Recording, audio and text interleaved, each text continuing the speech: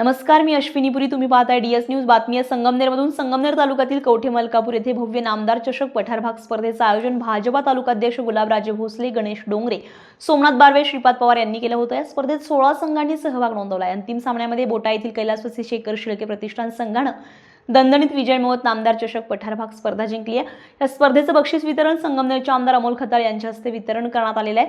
यावेळी आमदार अमोल खताळ यांनी MIDC संदर्भात बोलताना म्हणालेत की आता कवठे मलकापूरचा नामोल्लेख MIDCच्या माध्यमातून जगाच्या नकाशावर होणार असून लवकरच कवठे मलकापूरला उपमुख्यमंत्री एकनाथ शिंदे, पालकमंत्री राधाकृष्ण विखे पाटील यांच्या उपस्थितीमध्ये कार्यक्रम घेणार असल्याचं आमदार अमोल खताळ यांनी सांगितलंय. तसेच माजी मंत्री बाळासाहेब थोरात यांचं नाव न घेता आमदार अमोल खताळ यांनी त्यांच्यावर टीका देखील केली आहे. आमदार अमोल खताळ यांनी आपल्या भाषणातून बोलताना नेमकं काय म्हटलंय बघूया. गेल्या 2 तारखेपासून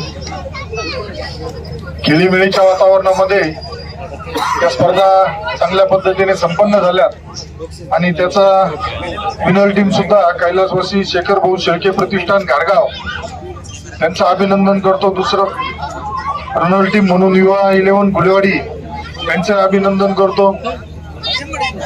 जे या स्पर्धेमध्ये सहभागी झाले होते त्या सर्वांचं अभिनंदन करतो. पारितोषिक बी ज्यांनी प्रायोजकत्व दिलंय त्यांचं अभिनंदन करतो. कारण आता तरी कुठंतरी जनाभाऊ म्हणले तसं संगमनेरमध्ये पहिल्या मॅचेस जनाभाऊ ते भरवायचे, दुसरीकडे भरत नव्हतं आणि बक्षिसाची संख्या आकडेवारी आता जरा वाढली. नामदार चषक प्रथम पारितोषिक 61, 41, 31, 21, 11 ग्रामीण भागातील खेळाडूंना एक ज्या पद्धतीने खेळण्यासाठी प्रोत्साहन देणं गरजेचं असतं ते प्रोत्साहन निश्चितच या माध्यमातून मिळतंय. जनाभाऊनी चांगली बॅटिंग केली, ग्राउंडवर जरी नाही केली तरी माईकच्या माध्यमातून चांगली केली, रौफ भाईनी चांगली केली, गुलाबरावनी आयोजकत्व घेतलंय. गुलाबरावांना आता प्रश्न पडला असेल पण गुलाबराव बी चांगल्या पद्धतीने आलेला प्रत्येक बॉल खेळून चांगल्या पद्धतीने लावता आणि फिल्डिंगला उभे राहिल्यानंतर सुद्धा बऱ्यापैकी चांगले रनआउटही करत असतात. त्यामुळं खरंच आता कवठे मलकापूर म्हणाल आता तुमचं गाव काय तालुक्यापुरतं मर्यादित राहिलं नाही, जिल्ह्यापुरतं राहिलं नाही, राज्यापुरतं राहिलं नाही. आता जगाच्या नकाशावरती येणाऱ्या पुढील कालावधीमध्ये निश्चित MIDCच्या माध्यमातून तुमच्या कवठे मलकापूर या गावाचा नामोल्लेख चांगल्या पद्धतीने होईल. इथं चांगल्या पद्धतीने वेगळे रोजगार येतील. त्या रोजगाराच्या माध्यमातून तुमच्या भागातील लोकांना व्यवसायाला रोजगार, छोटे मोठे व्यवसायाला संधी मिळेल. त्यामुळं क्रिकेट स्पर्धा आहेत परंतु बोललं गेलं पाहिजे. आज 1 वर्षानंतर ज्या जबाबदाऱ्या मिळाल्या मी सांगेल खरंच मी नशिबवान. सगळे निवडणुका लढले, कोणी लढून पराभूत झालं, कोण लढलं. मला तर पहिल्यांदी संधी मिळाली, विधानसभेला उभं राहिलो आणि आमदार बी झालो. आणि झाल्यानंतर या तालुक्यातील गेल्या कित्येक वर्षापासून ज्या लोकांच्या मनात इच्छा होत्या, रोजगारासंदर्भातल्या होत्या, पाणी प्रश्नासंदर्भातल्या होत्या, या कुठेतरी पूर्ण करण्याचं पुण्याचं काम महाराष्ट्राचे जलसंपदा मंत्री, आपल्या सर्वांचे नेते आदरणीय नामदार राधाकृष्ण विखे पाटील साहेब, डॉक्टर सुजयदादा विखे पाटील साहेब यांच्या मार्गदर्शनाखाली काम करताना ही संधी मला मिळाली. राज्याचे तत्कालीन मुख्यमंत्री, विद्यमान उपमुख्यमंत्री आदरणीय एकनाथराव शिंदे साहेब यांनी सुद्धा जो विश्वास आज आपल्यावर टाकलाय, काही मीटिंगला टाळा केलाय. MIDC का अशी फोनवर मंजूर होती का? MIDC कुठं गेली, किती मंजूर झाली, अजून येणाऱ्या पुढील कालावधीमध्ये याच कवठे मलकापूरला आदरणीय एकनाथराव शिंदे साहेब आणि पालकमंत्री आदरणीय विखे पाटील साहेबांच्या उपस्थितीमध्ये कार्यक्रम लवकरच आपण घेणार आहोत. त्यामुळं कुणी स्वतःचा अपयश झाकण्यासाठी टीका टिप्पणी करून होणार नाही. आपल्याला टीका टिप्पणी करायची नाही. निवडून दिलंय, वर्षभरापासून आपला कामाचा झपाटा सुरू आहे. जलसंपदा खातं तुमच्या आमच्या आशीर्वादाने पालकमंत्री महोदयांकडे आलं, विखे पाटील साहेबांकडे आलं.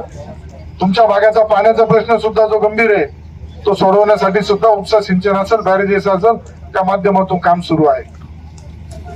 त्यामुळं अजिबात चिंता काळजी करू नका. यापुढं क्रिकेट स्पर्धा काय, सगळ्या स्पर्धा संगमनेर मध्ये होतील. पुढील कालावधीमध्ये आता आपल्याला अनुभव चांगला आलाय. खेळ कोणताही राहून द्या, कुस्ती राहून द्या, क्रिकेट राहून द्या, या संगमनेर तालुक्यात आता नवीन राहिल्या नाही. अध्यात्माच्या बाबतीत सुद्धा, धार्मिकतेच्या बाबतीत सुद्धा या संगमनेर तालुक्यातील प्रत्येक गावातील धार्मिक कार्याला पाठबळ देण्याचं काम आपल्या माध्यमातून निश्चित होईल. कितीतरी बोलण्यासारखं आहे, परंतु आपल्याला या निमित्ताने एवढा शब्द देईल. त्या ग्रामीण भागामध्ये आता कुठेतरी मोकळा श्वास घेताना आमचे कार्यकर्ते, गावकरी दिसत आहे, त्याचा एक कुठेतरी आनंद आहे.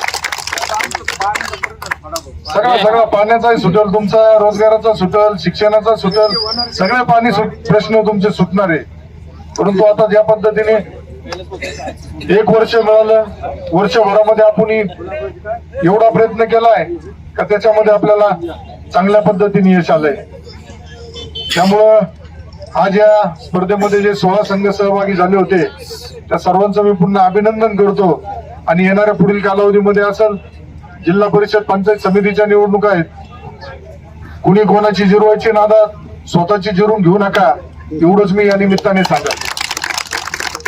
कारण चांगले दिवस आले. केंद्रात आपलं सरकार आहे, राज्यात आपलं सरकार आहे, पालकमंत्री आपले आहेत, आमदार आपला आहे. आणि तुमच्या जर जिरवाजिरवीमध्ये क्रिकेट सारखं नाही का एक मॅच आज संपली तर उद्या दुसरी भरवता येईल, तुम्हाला 5 वर्ष परत थांबावं लागेल.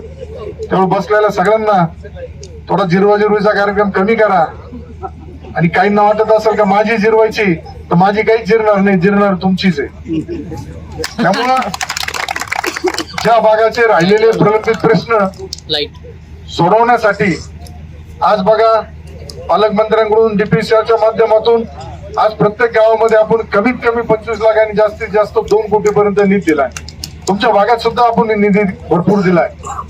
आज दिलेला निधी लोकांपर्यंत पोहोचवण्याचं काम तुम्हाला करावं लागेल.